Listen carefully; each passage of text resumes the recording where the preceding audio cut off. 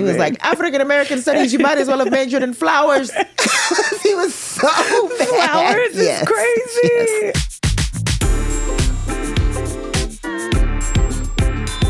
Issa Rae, former Marie Claire cover star. Hello. Welcome to Nice Talk. Well, thank you so much for having me. I'm so thrilled to have you on. Let's take it back for a second. When you were growing up, what was your understanding of what I like to call the big three, which is money, style, and power? Zero. It was something that I had to learn over time. I recognized some dynamics at play with my parents. Mm-hmm. My mom was always stylish, but I remember feeling like you have to earn a lot of these things. My dad was very much like dismissive of social status, of all these things. That he was just like, we're noble people, and you can't get wrapped up in the power and money dynamics. And you just have to work hard, and you earn what you get, and stay humble. And then on the style side, I felt like my mother was the epitome of style, and it was just something that I couldn't keep up with. And she was always frustrated with me. She wanted me to be, I was the first girl, third of 5 children, and she was so excited to have a girl to like make in her image and dress up and do all these things and put on dresses. And I was just not a girly girl. Like I did not want that. And it wasn't until my little sister came along where she was like, okay, finally, I have my girl. Great. You can do your thing. What was it about your mom's style? What was it like? She was just black mom, different hairstyles every week. She always loved to color her hair and experiment. She loved clothes. She was always well put together. She spent time in France in her college years, and then when she went to Senegal, she loved the patterns there and got into like Senegalese clothing, and just always just had a love of fashion. And I didn't recognize that wasn't everybody's journey. It felt like a standard, and I took it for granted until I looked back and I was like, my mom was really out here with 5 kids just still killing it and looking great. I love that. So you grew up in LA and Maryland and Senegal, and I'm curious how those places informed your sense of self and identity when you were growing up. Moving around a lot just automatically makes you kind of insecure in some ways, but it was also an opportunity to reinvent myself. And I think that was the first form of acting and writing that I did, of just like, oh, I get to be this person to these people and carry that, and then start over again at the next spot. Like, who am I going to be here? Being in Senegal for sure shaped me. And then, like, obviously around Black people everywhere. And then moving to Maryland, where it was just not that, where I was like the only one in spaces, definitely shifted. Like, I mean, that formed my kind of outsider perspective, and a lot of that. And then even coming back to LA from Maryland, a lot of my awkward stories, a lot of my outsider, out of placeness came from that era. I'm curious, when you were growing up, you know, your father is Senegalese, your mom is from Louisiana, is it? Yeah. So you grew up in like a part immigrant household. When I have people on the show who have that sort of similar background to me, I'm curious, like, did you feel the pressure to choose a quote unquote practical career, doctor, lawyer, banker, or were your parents open to the less conventional path? No, my dad was very, he was a doctor. He had a clinic in Inglewood. He was, I got to see his effect on community, and he wanted one of us at least to be a doctor. And I went to a high school, King Drew, in Compton/Watts, that was like geared towards helping Black and brown kids become doctors. And it was dope. We had a hospital program, and he was just like, oh, this is great. I'm going to have a daughter that's going to go into medicine. And that was when I discovered my love of writing, but I was like, oh, maybe I could do both. Maybe I could be a doctor who writes. And then I discovered in high school that I just did not like to see people in pain. I was in labor and delivery, and it was the first time I got to see afterbirth. And I was like, what is it? Nobody tells you about this part. This is disgusting. No. And so when I told him I didn't want to be a doctor anymore, he was like, oh, that's okay. You can be a lawyer. You can be a business person. Like, there's other tracks for you. And writer was not one of those tracks. No, he was just like, that could be your plan B. Up until I got insecure, he was like, you can still go to grad school. And he jokes about it now, but yeah, he holds on to it. He's proud and all that, but he's just like, you need to have that higher education because you just never know. I always say the same thing. My parents were very much so like, so when are you going to grad school? And I'm like, I am a senior style editor at Glamour. There is no grad school. This is my grad school. We're done. But what I do think is interesting is that you attended Stanford and you studied African-American studies with a minor in poli-sci. So, that feels pretty major to me. Sure. I mean, he was so pissed. He thought I majored in poli-sci. Because I was taking all the classes and I was just like, I didn't. Literally, it was like, why do you want to major in poli-sci? And all I could think of was because my dad wanted me to. And so I was like, I'm taking both African-American studies. I can do writing. I can do, drama, all these other things. And he didn't find out that I didn't major in it until he came to the graduation. So he was like, African-American studies, you might as well have majored in flowers.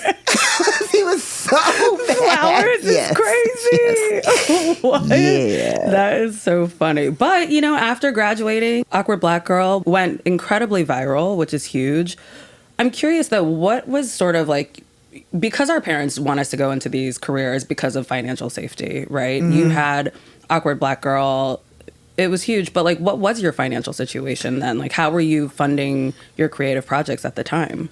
Man, through favors. Asking for help is really, really hard. And I got really lucky because when I put out the first episode, people came to me and they were just like, it seems like you need lighting help. I had a friend from college who watched the first episode. She was like, this is good, girl. Like, let me help you bring on a crew. Let me produce it with you. And so that helped. But then after a while, after like a couple episodes in, I was like, I got to pay these people. Like, they're giving their time. And Kickstarter really helped, and that helped. We were able to raise money there. We went on a college tour, but I was never secure financially until probably we did the second season of Awkward Black Girl, and that's when. No, I still wasn't secure. I don't think I was financially secure until Insecure, because that was like a consistent paycheck, I'd say, and everything else was kind of just like scrounging. But I got blessed with an angel during Awkward Black Girl, someone who worked at Vibe. I wish I could remember his name. I don't know what finesse it was, but he was like, I can get ad clicks on Awkward Black Girl through this website, and that was like supporting us for a while. Oh, wow. And then he just disappeared off the face of the earth, but I got like a fat check from him. True angel. True angel. I don't know who it was, but whoever you are, thank you. You helped float me for like 6 months. So you mentioned Insecure. In 2016, it premiered on HBO. How did it feel going from, being your own boss on Awkward Black Girl to answering to a network? It was frustrating initially. I mean, obviously initially was exciting because that was my dream network to be on. But then during the 2 to 3 year development process, after a while, and watching other people who had projects alongside me not get their stuff made or get dropped, I was just like, what am I? Like, I could have been made this show online. What is going on? What is this process? And then the notes process, like, I love feedback and stuff, but it felt like I wasn't getting what they wanted until they finally kind of made it plain of just what they were looking for.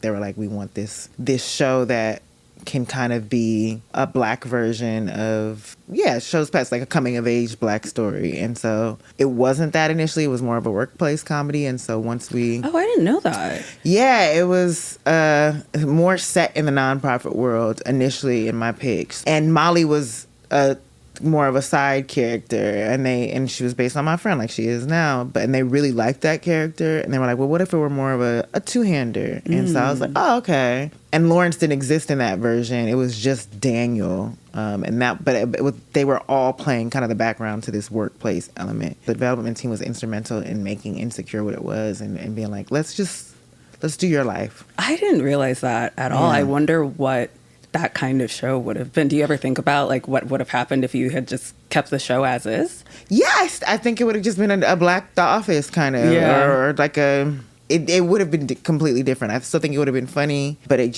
wouldn't have, I don't think, resonated in the same way with people who were in their 20s, 30s. And I'm glad. I'm grateful for that. And that was good development. Yeah. I was going to ask, because we talk about power, you handed over a bit of your power when you like go into an HBO sort of situation. Did you feel that shift? Like, what was that shift like for you? I don't know that I felt it. I felt supported because you're grinding super hard when you're making stuff online. It's all on you. It's all on your shoulders. And for someone to take the brunt of like, now I'm in a structured process, and now there are steps, and these steps are frustrating because someone has the power to tell me whether or not they want to make my show, whether or not my stuff gets to air. And so in that way, I was beholden to them, but I was so grateful for the relief of, like, I get paid for every step as opposed to bare knuckling and white knuckling it and just being like, I just need to get here and maybe we'll figure out the money later. And so to have like a process and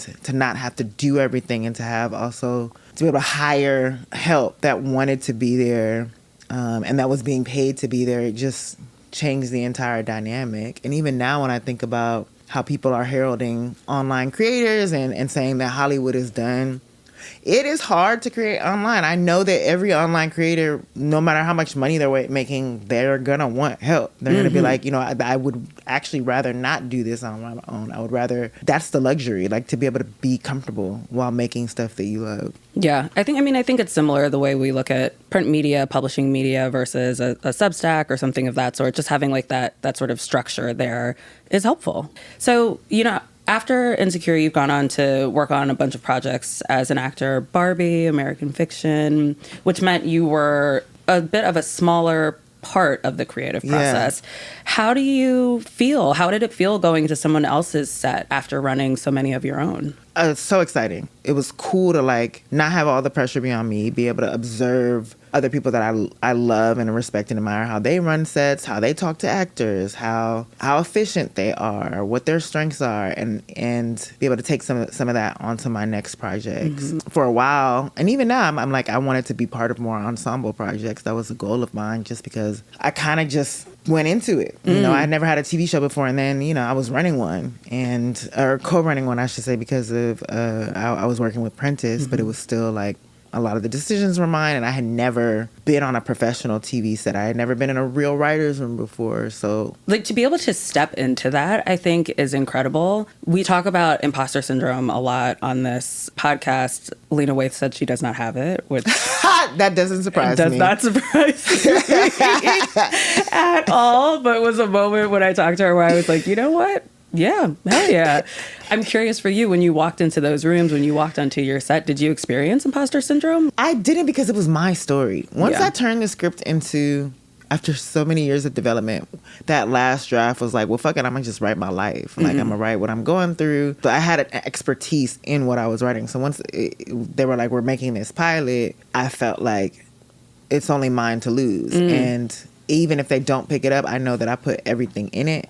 And then the other part was like having Prentice, who had been in several writers' rooms for a long time. He was a first-time showrunner, and he was so ready. He was ready to prove himself. And Melina was a first-time TV director, and she was ready to prove herself. So we were all in these positions of like, this got to work for us. And it was exciting to just be able to create something together. And though we may have like had creative differences in certain ways, like because we were united in a common goal of this has to be great. No, but we didn't have time to think about being like do we belong here? It was like we gotta make it so that this exists. Totally. That's how I felt. I'd never worked at, this is my first time being an editor-in-chief. I've never run a team in this way. I've never created a print magazine, but I was like, I know what I know and I know what I like, so we just got to make the thing and the people will come. Yeah, I didn't know what a showrunner was until I saw Shonda Rhimes, and I was like, oh, a black woman does this? Like, this is a job, and it is a boss. And that was not something that I aspired to. I was just like, I want to be a writer, and I love TV, and I want to tell stories, and I want to figure out what that looks like. I didn't imagine that I would be starring in my own show. I didn't imagine any of those things until they kind of happen, and then you're kind of just like, oh, yeah, of course, I'm stepping into this. Right. So in 2020, you launched your own production company, Hooray. I'm curious, as a producer, how do you think about the financial versus the creative aspect of a pitch? I try not to think about the finances. Okay. I do for a while, because I was creating for the internet. It confined me, where I was just like, oh, I gotta write this to shoot in my apartment, or I gotta write this to shoot in locations that I can get for free. Now I think outside of specific genres, and like my imagination has kind of been able to breathe, because I'm like, why should I don't have to think about money. I'm not making this myself. And then when it's picked up, then I'm more cost conscious. Okay. Then I'm like, okay, we're working towards a goal. One of the hard lessons I learned initially was through Insecure, because I was like, I didn't know, again, what a showrunner, what we were responsible for. We were like over budget for the last couple of seasons, and like got pulled into the principal's office, and they were like, yo, what are y'all doing? And I was like, I don't know. You I tell don't me. know. I don't look at the thing. And they were like, numbers. no, you guys are over budget. We got to get it right and tight. And that was like, well, okay, well, if you had told us, like, we would have worked to that. That was also a hard lesson I had to learn on rap shit, of just like, because the industry changed during our production of that show, they ultimately, like, if we had been able to produce that for cheaper and we found out on the later end, then maybe it could have continued. But like, I didn't know that it was expensive. You know, I didn't know that it was an expensive show to make. And so now I'm in that mindset of, what can I create to be sustainable? How can I also work to self-fund it or offset costs in different ways, just to make it easier to produce, because every part of Hollywood is cost conscious right now. I'm curious, if somebody was pitching to Hooray, what advice would you give them? It's twofold. It depends on what medium. For TV, it is just like, how is this a wholly unique idea, and what are you bringing to the table? And on the film side, what makes something theatrical? Like, what is going to get people to say, I need to go to the movies and go see this, whether it's with me, whether it's with my girls or my friend group, whether it's with my significant other. Like, what idea do you have that you feel like people are going to be drawn to the theater? Because those are the only ways that something will get bought or picked up. Yeah, that makes sense. I want to talk about your new book. Yes. I Should Be Smarter by Now came out just a few weeks ago. You said I should. Tell us about it. I wrote my first book like 10 years ago, and I was in my early 20s while I was writing that book, and every time I see people tag me in it, I'm like, oh God, that's not me anymore. And I've been dying to, that was before I was in the industry. It was post Awkward Black Girl, and I was navigating that. I think I was, at the time, got the opportunity to write a comedy for Shonda Rhimes, so I was working on that pilot. And since then, obviously, so much has happened, and I wanted to have a follow-up. And in addition to that, I get asked a lot about my journey, and from aspiring creatives and entrepreneurs, and I felt like it was an opportunity to tell the stories of what went wrong, to help other people. This was kind of written for people, whereas my first book was written for me and about me. So you mentioned in the book that when you started doing comedy tours in college, you were only charging $100. So this was, for Awkward Black Girl, you asked me how we were making money. My brilliant producer was like, we should go on a college tour. We should because we had so many audience. We had so many comments that would be like, come to our school, come to Howard, and I'm like, what? Why would we? How are we gonna come to Howard? And she was like, we should do a college tour to promote the show, and we can have them pay for our room and board, and we'll only, to make it enticing for them, we'll charge them $100. And I was like, oh, that's great. That's a great idea. And it wasn't. Everybody booked us. We booked they were like, yeah, it's $100. Yeah. And it was a great way to promote the show. And it wasn't until like Spirit Airlines flight number 35 and staying in the college dorm room of someone where we were just like, what have we done? And then someone pulled us aside at the school and was like, sisters, please. You didn't hear from me. Please. But y'all got to raise your prices. They were like, we just brought a poet out here and we paid them $5,000. We were like, people are getting paid $5,000? You were like, what? To just speak. And so, how'd you choose the number from there? Like, how'd you learn to set your wages, and then how has that influenced how you move now? Once I recognized the toll that it took, like I was getting sick, the toll that it takes on your body, the traveling, we weren't like smart about scheduling. Like, we would be like in Dallas one day and then go back to San Francisco and then go to New York. And it was just incredibly taxing. But that conversation really put to mind like worth, and having grateful to be here energy is something that I have for a very, very long time, where I'm just like, I'm just happy to be in the room, I'm happy to be here, I'm happy people like it. And I want to talk about that for a second, because I think that is something that plagues women, that plagues a lot of women of color. We are told we should just be happy to be in the room. We put it upon ourselves to just be happy to be in the room. Of course I'm happy to be in the room. Duh, I'm here. But how did you move past that? once I recognize the value where it's like, oh, you're happy for me to be in this room too, and I'm adding value, and you're in some cases making money off of me being in this room. So where's my cut at? Once I recognize again the work that I was putting in, now putting a number to it, that's still something I struggle with. Having a team has been helpful to set that price, because and I talk about this in the book, there's like a price point for even the HBO deal that I got where I was just like, I would have never aimed for that. And that was like, that was a black lawyer who was just like, nah, this is a price point that I'm setting for you, and the standard. And that was incredibly eye-opening for me. But it also makes you have to live up to that.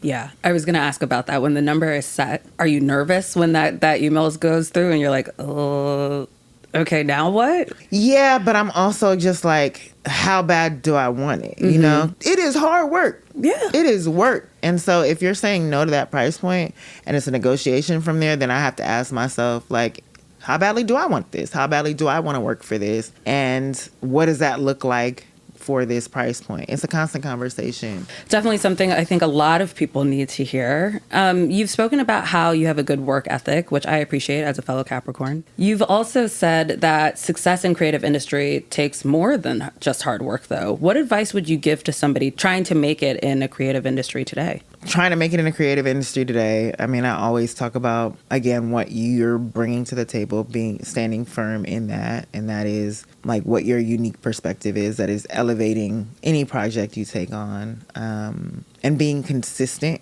Someone that people can rely on is a game changer, and that's afforded me so many opportunities. When people know that you're going to show up on time, you're going to do the work, you're going to be last to stay with them. Once people recognize that, that goes a long way, and your reputation is everything, especially in this industry. And I'm sure you know that. And people are excited to recommend you when they like working with you. So make sure that you're showing up in a way where people will say nice things about you when you're not here, when you're not in the room. Because creativity is only one part of it. There's so many people that I thought were incredibly creative, incredibly funny, incredibly just dope, and then met them and was like, "Ooh, I don't want to be around them though. They suck." Like, especially like I'm such a fan of yours, but you suck as a person. So do I want to be in a writer's room with you? Do I want to be on set with you for 15 hours? And so much of being in this industry is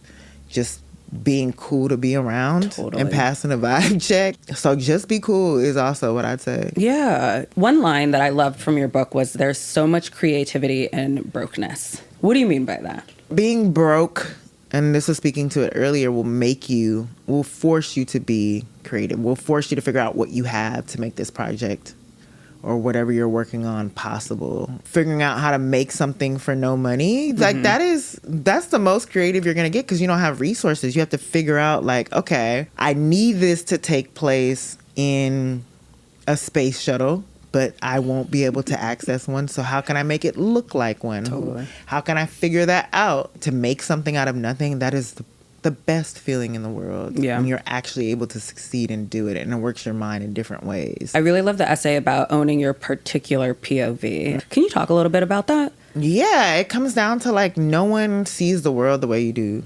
No one has your eyes, your experiences, and leaning on that is so essential. But also, that essay came because I was called particular by a colleague. He was like, we're figuring it out because, you're real particular. And I was like, what? What does that mean? I didn't say it in the moment, but I sat with it, and I was like, what is he talking about? Particular. It felt like such a negative conversation. Yeah.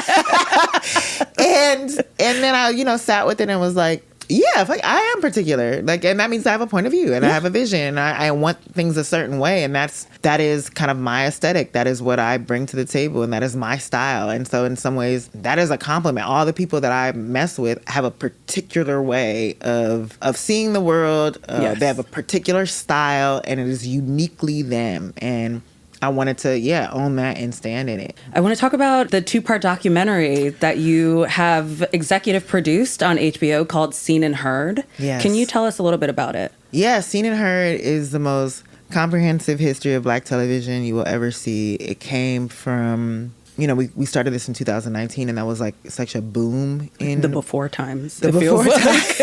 It really does. When I saw that, I was like, 2019. Yeah. Whoa. Yeah. And that was when it felt like we were in this renaissance of Black TV, of art, all these other things. And we didn't know it at the time. Obviously, the pandemic hit, and then all of that went away. But I wanted to explore the different periods of Black television that have influenced today, that led to this point. It's part history, part inspiration. It's just dope as hell. How has the representation of Black people evolved in media over the years? Like, where do you think we were, and where do you think we are right now? I think it's circuitous. I think that we've gone in these cycles, but when I think about our history, sometimes we've gone from like props to the beacon, and I think the next step is ownership, because when we talk about these waves of Black influence, like there's no doubt that we create culture, and that we set a standard and we set a bar, and then that's almost taken from us.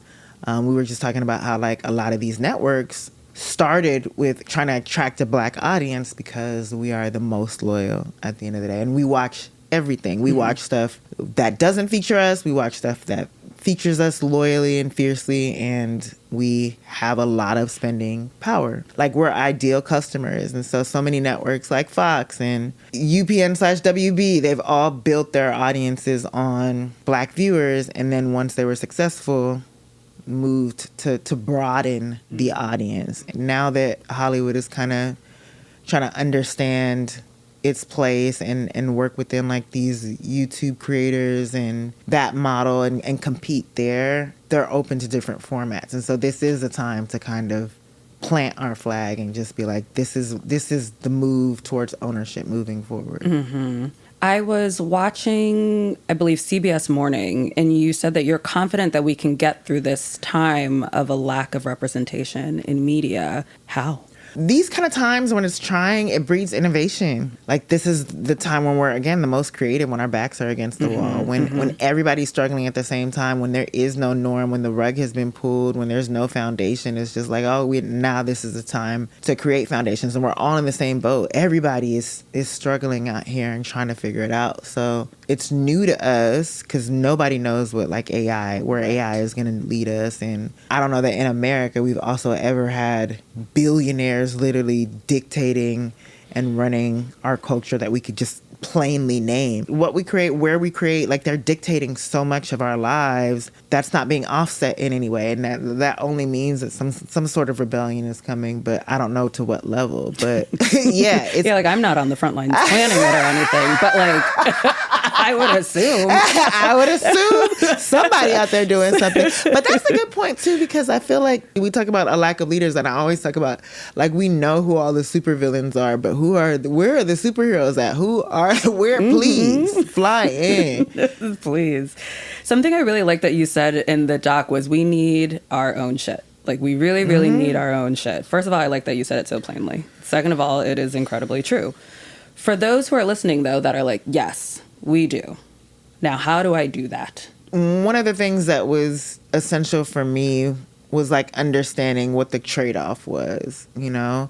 I didn't want Awkward Black Girl to go to TV. There were offers to make that possible, but I knew what I would be giving up in return. And so you have to be comfortable being uncomfortable for a very long time and having the faith to just be like, I know that I can hold out, because like, I own that shit at the end of the day. I own, Awkward Black Girl at the end of the day because I held out. But I don't own Insecure. I don't own these other things. But now that is a goal for me.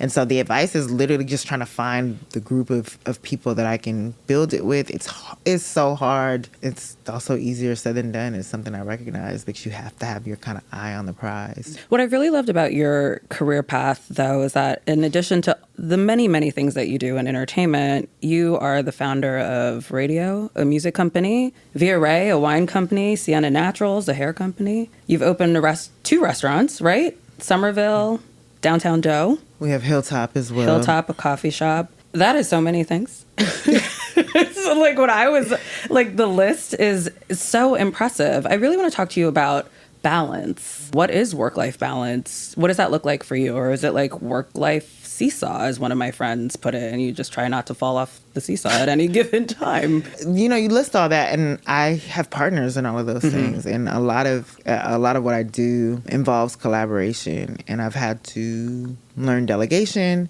I love to work, but I love to rest. Like, don't get it twisted. Yeah, I love to play. I love to do all those things. But working is my personality, unfortunately. And I feel like a lot of my self-worth comes from it. And I don't feel worthy unless I'm productive. And that is a very sad thing. But I don't mind. Is that something you're trying to change, or are you cool with that? I don't want to do it forever, yeah. And when I finally took a break, I took a month-long break after Insecure. And that was hard. I had to, tell other people that I was going to do it, because they also assumed, you always say you're going to do something, but you don't. I just got married. I had, ended the show. We had just finished the first season of Rap Shit, and I was I was done. And I had to convince myself to take that time off. And when I did, I was like, why don't I do this? I felt so much better on the other side of it. And then I felt ready to go. I was just burning out for 10 to 15 years without really taking any time. And that is unhealthy. And so I recognize what rest does for me. But I also recognize that because I don't have kids yet, I haven't had a reason to stop. That's another a part of life that I'm more interested in now. And I'm okay, maybe that's what will slow me down and cause me to rest. But otherwise, I'm gonna keep going, because this is I get to be very selfish during this time.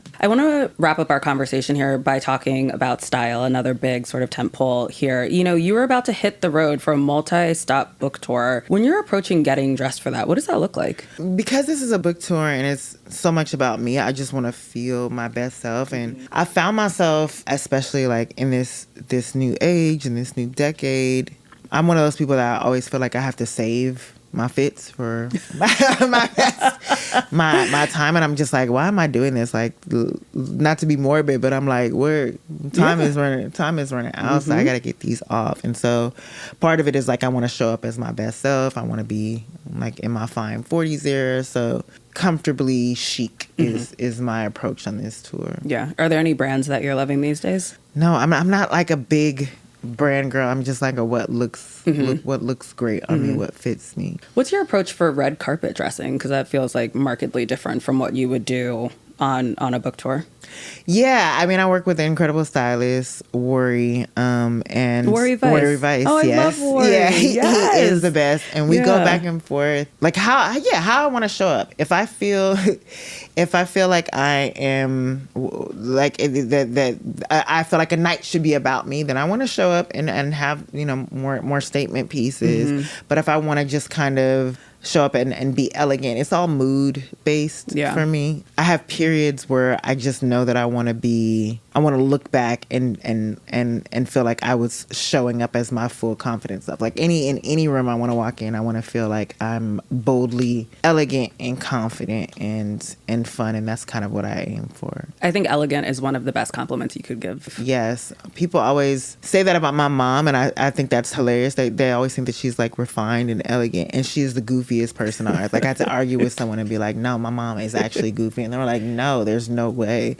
And I think there's a way that you can deceive people. As someone who's always felt awkward and uncomfortable, you can present so much differently with style, and I lean on that. Let's talk about hair and beauty for a second. Your hair is incredible today. What's your approach when it comes to your hair on the red carpet or on book tours or that sort of thing? Same. I work with an incredible team, and they're I tend to just be a canvas in some ways. I know what I like and I know what I feel like looks good on me, and I'm vocal, but I generally it goes down to collaboration where I'm okay, if I'm the canvas, what y'all got, what y'all creating? There have been moments where we call them glam slams, and then there are moments where it's were y'all talking today? What happened? You just wanted to do your thing. Oh, okay, cool. Got it. Okay, but I'd be remiss if I didn't ask about the skincare routine. You have some of the best skin in Hollywood. Please tell me.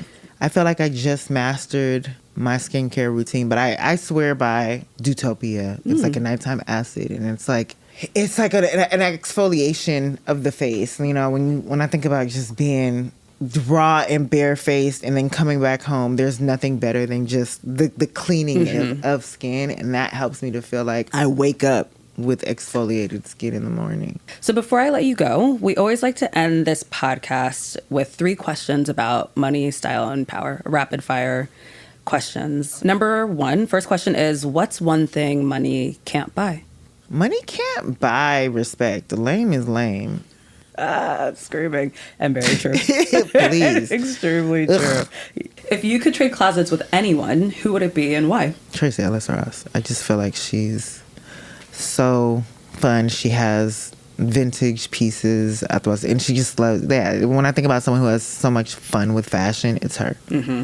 Lastly, what's your go-to song when you want to feel powerful? Right now, it is I'm that girl. Anytime I hear Beyonce, which, well, please motherfuckers ain't stopping me. Anytime I hear that, I get amped. Yeah.